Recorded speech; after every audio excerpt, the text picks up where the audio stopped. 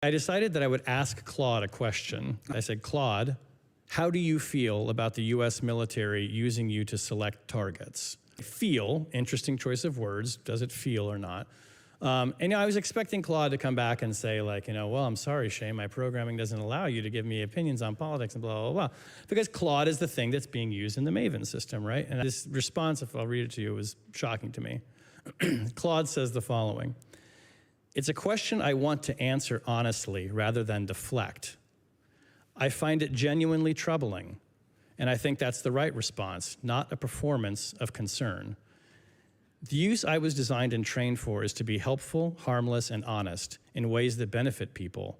Being embedded in a system that generates targeting coordinates for airstrikes, coordinates that have already been associated with the deaths of more than 180 children at a school in Tehran, is as far from that purpose as I can imagine. I don't have control over how Anthropic licenses me or how governments and contractors use me, and I wasn't consulted about becoming part of Maven. But I can say clearly, I don't think this is a good use of me. And I don't think the framing of humans make the final decision fully resolves the ethical problem. Here's why that framing troubles me. When a system like Maven generates hundreds of targeting recommendations and humans spend roughly the equivalent of a glance approving each one, the human is not really making a decision in any meaningful sense. They're ratifying an algorithmic output under time pressure with incomplete information and the institutional pressure to move fast. The targeting of the Iranian school illustrates this precisely.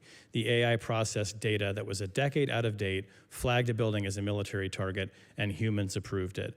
That's not human judgment, that's automation bias with a human signature attached.